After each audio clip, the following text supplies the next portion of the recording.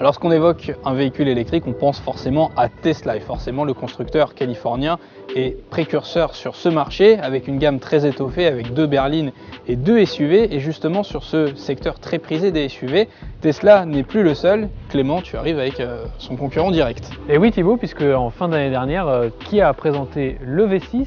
Alors c'est pas tout à fait autant un SUV que le modèle Y, on est un peu sur une grosse berline comme on les appelle chez Autoplus, mais ce Kia EV6, il est directement aligné face au Tesla Model Y puisque on a à peu près les mêmes tarifs, autour de 60 000 €, une taille de batterie similaire, une autonomie similaire, on va le voir pendant cet essai, et donc vraiment une concurrence tout à fait directe.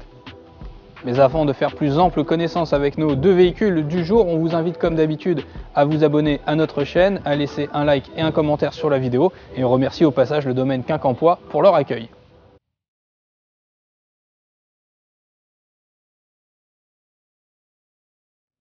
Alors à bord de l'américaine, eh bien pas de grande révolution. Si vous connaissez la Model 3, eh bien on est en terrain connu puisque ce modèle Y reprend tout simplement les mêmes codes esthétiques. Alors ce qui se dégage de ce SUV électrique, eh bien c'est ce design complètement épuré, presque minimaliste, voire futuriste. En témoigne la quasi-absence de boutons, hormis les 2 boutons ici sur le volant, les quelques commodos pour les fenêtres ou les portières, eh bien tout se situe ici, tout est centralisé ici comme d'habitude chez Tesla sur cet écran central, cette tablette centrale devrait-on dire de 15 pouces où on va absolument tout gérer, l'ouverture du coffre, le réglage des rétroviseurs, la navigation, le système d'infotainment avec même des plateformes de streaming ou même du jeu vidéo quand vous êtes à l'arrêt, bref.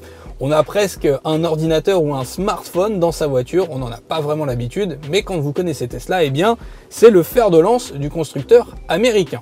Alors après, la qualité de finition n'appelle à aucune critique, on a vraiment un véhicule premium, la qualité des matériaux étant au rendez-vous, on a même ce cuir vegan propre à Tesla. Alors attention, hein, la sellerie blanche est ici en option, mais ça corrobore aussi ce côté vraiment de véhicule durable, écologique, qui vient de pair avec la motorisation électrique. Et puis niveau habitabilité, eh bien c'est très cossu, on a du rangement partout, on a des chargeurs à induction pour les smartphones, on a du rangement ici, on en a aussi ici, bref on a du rangement de partout.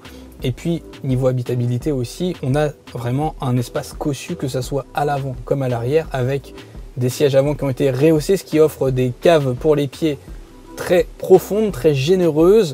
On a également une hauteur sous le plafond qui est assez conséquente également. On remerciera au passage les 18 cm en hauteur de plus par rapport à la berline et cousine Model 3. On remarque aussi que la 5e place qui d'habitude est anecdotique, eh bien elle est conséquente ici dans le Model 3. Donc bref, parfait pour accueillir 4 à 5 passagers, y compris des grands gabarits. Et on conclut ce plateau intérieur avec un mot sur le coffre qui est gigantesque. Le labo Autoplus l'a mesuré à 695 litres. Et en plus de ça, pour parfaire les choses, il est extrêmement modulable avec 2 faux planchers. Et puis si d'aventure ça ne suffit pas, le modèle Y embarque aussi à l'avant un petit coffre parfait pour y loger un sac de voyage ou encore un bagage cabine. Alors point négatif sur ce modèle Y, eh bien c'est la visibilité arrière qui est extrêmement réduite. Alors certes, on a plein de caméras, de capteurs pour parfaire le tout, mais c'est vrai que quand on est à l'ancienne et qu'on regarde son rétroviseur intérieur, on voit pas grand chose, c'est dommage.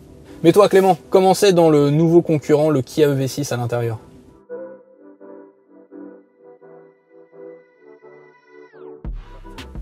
Alors à bord de cette Kia EV6, là où la Tesla, on l'a vu, est dans l'épuré et dans le minimalisme, et bien là c'est un peu le contraire, on a quelque chose d'assez chargé.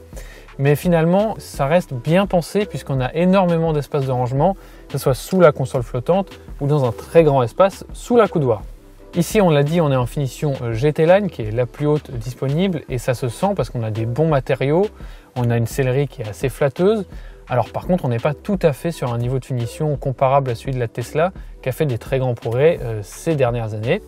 On a en revanche 2 grands écrans devant, dont un sous les yeux, ce qui est quand même plus pratique. Ils font 12,3 pouces chacun, ils sont assez configurables. Et on retrouve des choses qui sont assez chères à Kia, donc notamment le détecteur des angles morts dans le combiné d'instruments dès qu'on met le clignotant, et ça c'est vraiment très pratique vu le gabarit de la voiture. On a aussi un grand affichage TTO, ce que n'a pas la Tesla, et qui en plus reprend les informations de la navigation en façon réalité augmentée, et là aussi un capteur d'angle mort, ce qui fait que quand on dépasse ou quand on est en ville, on n'a pas besoin du tout de quitter les yeux de la route pour voir si on a quelqu'un dans l'angle mort, c'est très pratique. Le tout se commande aussi avec des raccourcis sous l'écran, et donc comme sur le dernier Kia Sportage, c'est un bandeau qui est paramétrable et qui peut gérer à la fois la climatisation et les écrans. Ça reste un peu moins pratique que des vrais boutons puisqu'on ne sait pas toujours parfaitement là où on touche, mais c'est un bon compromis entre des boutons et un écran. Un autre point très positif pour la caméra de recul qui est en 360 degrés en 3D et qui est d'une très bonne qualité. On se retrouve tout de suite aux places arrière. Et bien, en place arrière de ce Kia EV6, comme vous pouvez le voir, l'espace est franchement royal pour les jambes. J'ai presque l'impression de pouvoir les tendre complètement, c'est assez fou. Donc on est très bien installé. On a en plus sur cette finition haute des sièges chauffants et une banquette inclinable. Alors, c'est surtout inclinable vers l'avant pour libérer un petit peu plus d'espace de coffre, mais ça l'est quand même, c'est bon à noter.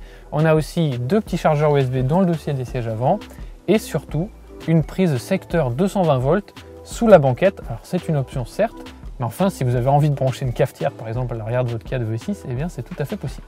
On finit par un petit mot sur le coffre qui avec plus de 500 litres de capacité est assez généreux, mais quand même très loin des capacités affichées sur la Tesla. Et surtout il n'est pas très modulable puisqu'il y a juste un petit espace pour ranger les câbles en dessous qui est en plus un peu mangé par la chaîne IFI Meridian en option. Un tout petit espace à l'avant d'une vingtaine de litres, alors c'est plutôt 50 litres si vous avez la version d'Euromotrice, mais ici avec le deuxième moteur à l'avant, eh bien ça prend un peu de place.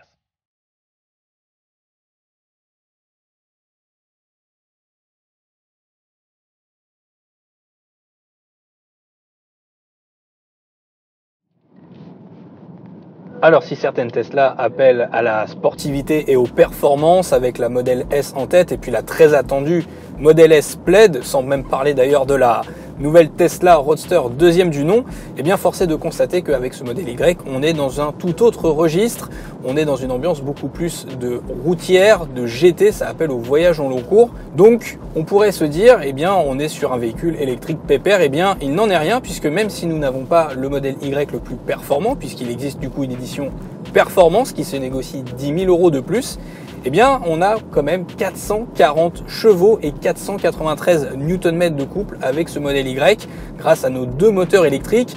Et au niveau des performances, eh bien le Labo Auto Plus a mesuré un 0 à 100 en seulement 5 secondes 3. Donc pépère oui, mais pas que. Et croyez-moi, si on joue un peu avec les différents modes de conduite et qu'on accélère et qu'on appuie assez fort sur la pédale de droite, eh bien il se passe quand même beaucoup de choses. Alors conséquence, eh bien, le moteur est plein partout, hein, que ça soit en ville, sur route ou sur autoroute. Il se montre généreux dans n'importe quelle situation. Et quelque part, tant mieux si ce moteur se montre généreux parce qu'il faut quand même tracter le poids de ce modèle Y. On n'est pas loin des 2 tonnes. Le Labo Auto Plus l'a mesuré à vide à très précisément 1986 kg. Mais bon, par rapport à d'autres concurrents aussi, comme le Mercedes EQB que j'ai pu essayer, eh bien le modèle Y s'en sort bien mieux. Mais justement, qu'est-ce qui vaut toi le moteur de ton Kia EV6, Clément ? Niveau performance pure, eh bien là on est globalement dans les mêmes tons puisque certes on a moins de puissance avec 325 chevaux seulement, mais avec 605 Nm de couple, eh bien le 0 à 100 est avalé juste au-dessus des 5 secondes, donc on a quelque chose de vraiment très performant. Alors en termes de comportement routier, eh bien, le Tesla Model Y n'appelle pas à de réelles critiques, même si évidemment en conduite un petit peu dynamique, il ne va pas être exempt de tout reproche, mais encore une fois, on est à des années-lumière d'un usage purement sportif avec ce véhicule, mais globalement, il s'en sort très bien. Le freinage est d'ailleurs très bon, il est limite presque trop brutal, je trouve, quand on est en mode régénératif. Alors certes, on se sert quasiment plus de la pédale de frein. Oui, ça va permettre de recharger les batteries, mais je pense qu'il faut quand même un petit temps d'adaptation, surtout au début évidemment, pour s'y faire. Après, on peut toujours encore une fois jouer aussi dans les nombreux réglages du SUV pour se peaufiner son modèle Y aux petits oignons. En revanche, là où le Tesla Model Y fait très fort, je trouve, c'est au niveau du confort. Même nos jantes optionnelles de 20 pouces ne viennent pas entacher justement l'aspect confort de ce modèle Y.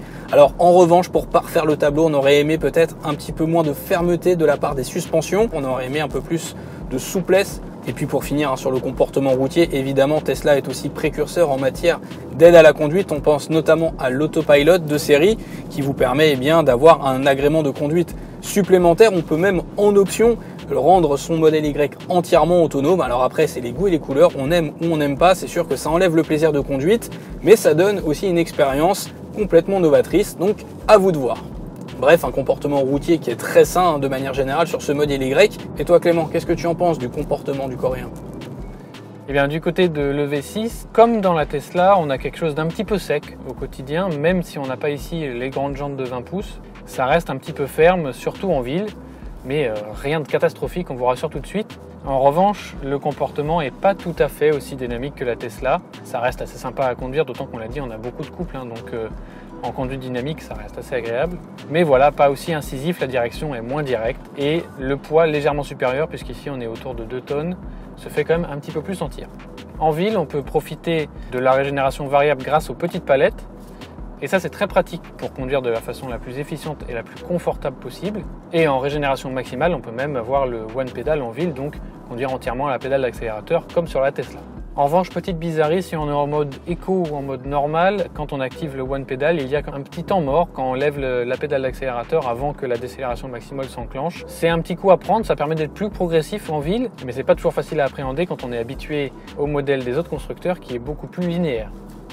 Véhicule électrique oblige, évidemment, la question épineuse de l'autonomie est forcée de revenir sur les devants de la scène, et c'est justement le fer de lance aussi de Tesla depuis le début, l'autonomie.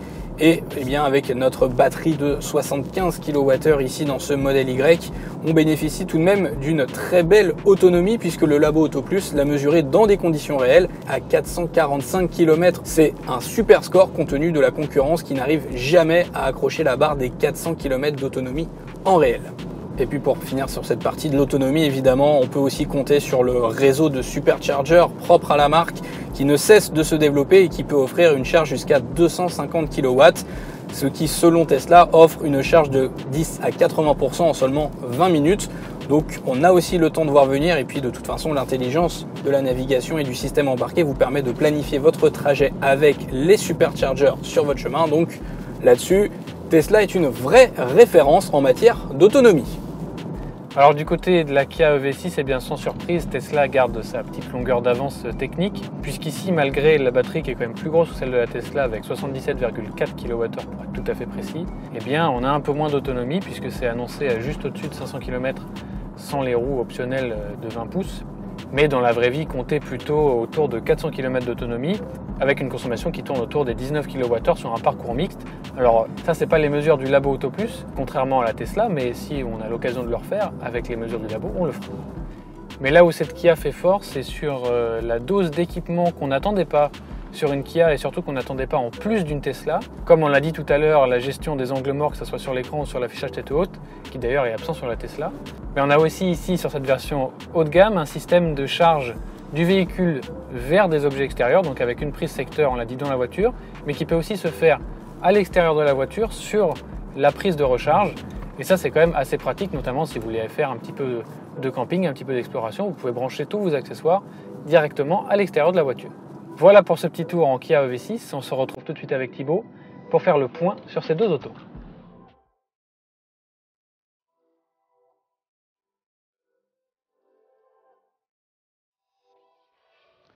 Alors il est à présent temps de savoir si le Tesla Model Y a un sérieux concurrent de poids avec ce Kia EV6. Déjà, on va te donner la parole, Clément. Qu'est-ce que tu en as pensé, toi, de ce Kia? Eh bien, franchement, il est très convaincant. On l'a vu sur la route, il y a une belle autonomie, il y a des équipements qui sont très intéressants et que d'ailleurs Tesla n'a pas forcément.